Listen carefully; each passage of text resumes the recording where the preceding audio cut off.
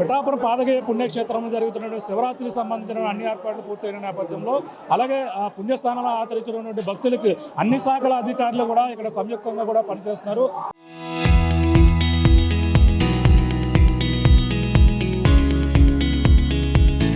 పక్కన ఆ పోలీస్ శాఖతో పాటు రెవెన్యూ శాఖ కూడా ఈ ఏపీ ఉప ముఖ్యమంత్రి పవన్ కళ్యాణ్ గారి ఆదేశాలతో మొత్తం రెవెన్యూ శాఖ కూడా ఇక్కడ ఉండి ఏర్పాట్లు అయితే చూస్తున్నటువంటి పరిస్థితి ఉంది. అలాగే పిఠాపురం ఎంఆర్ఓ గోపాలకృష్ణ ఉన్నారు, మరిన్ని విషయాలను తెలుసుకునే ప్రయత్నం చేస్తారు. చెప్పండి, అన్ని శాఖల అధికారులు కూడా ఇక్కడ పాదగయలో జరుగుతున్నటువంటి ఈ యొక్క ఏర్పాట్లు ఏ విధంగా చేయడం జరిగింది? ఓం నమ శివాయ. మహాశివరాత్రి ఉత్సవాలను పురస్కరించుకుని అన్ని రకాల డిపార్ట్మెంట్లతో కూడా కంట్రోల్ రూమ్ ఏర్పాటు చేయడం జరిగింది. Medical, police, revenue, irrigation, municipality, అదేవిధంగా ఆర్డబ్ల్యూఎస్ అధికారులందరూ కూడా ఇక్కడ ఉన్నారండి. సో నిన్న సాయంత్రం నుంచి కూడా అధికారులందరూ ఇక్కడే ఉండి వచ్చే భక్తులందరికీ కూడా సూచనలు ఇస్తూ త్వరగా స్నానాదులు ముగించుకుని స్వామివారి దర్శనం చేసుకుని వెళ్ళే విధంగా ప్రయత్నం చేస్తున్నారు. ముఖ్యంగా ఇక్కడికి భక్తులకు కావాల్సిన అన్ని రకాల సౌకర్యాలు, చంటి పిల్లలకు పాలు, అదేవిధంగా భక్తులకు ప్రసాదాలు కానీ లేదా క్యూ లైన్లో త్వరగా నడిపించేందుకు కానీ అందరూ కూడా ఎటువంటి ప్రయత్నం చేస్తున్నారు. ఎటువంటి అంటూవర్డ్ సంఘటనలు జరగకుండా సరే అన్ని డిపార్ట్మెంట్లు ప్రయత్నం చేస్తున్నారండి. భక్తులందరికీ కూడా, సామాన్య భక్తులందరికీ కూడా దర్శనం కలిగే విధంగా అన్ని డిపార్ట్మెంట్లు కూడా ప్రయత్నం చేస్తున్నాయి.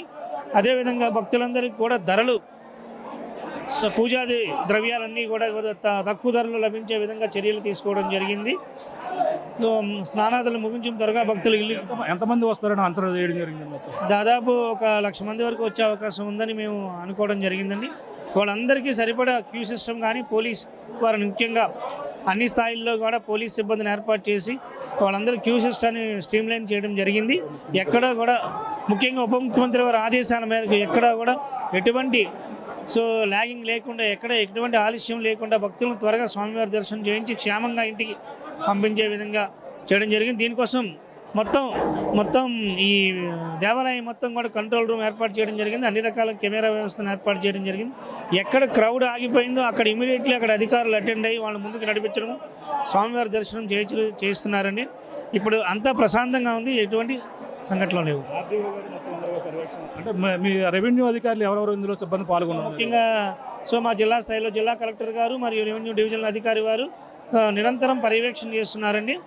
ప్రస్తుతం ఉన్న సమాచారాన్ని తెలుసుకుంటూ సూచనలు ఇస్తూ ఎక్కడా కూడా ఎటువంటి భక్తులకు ఇబ్బంది రాకుండా కూడా పర్యవేక్షణ చేస్తూ ఉన్నారు.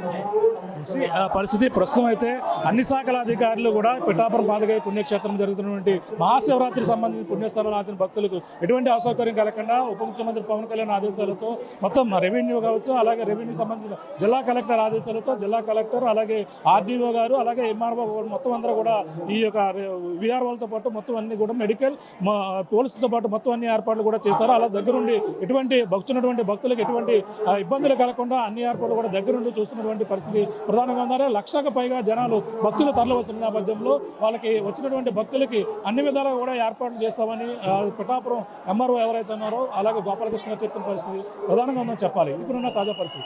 కెమెరాతో ప్రకాశ్, ఆర్టీవీ, పిఠాపురం పాదగయ పుణ్యక్షేత్రం. Local to global news at your fingertips. మీ చేతిలో ఒక ఆయుధం. Download Raw TV app. Media legend Ravi Prakash is back.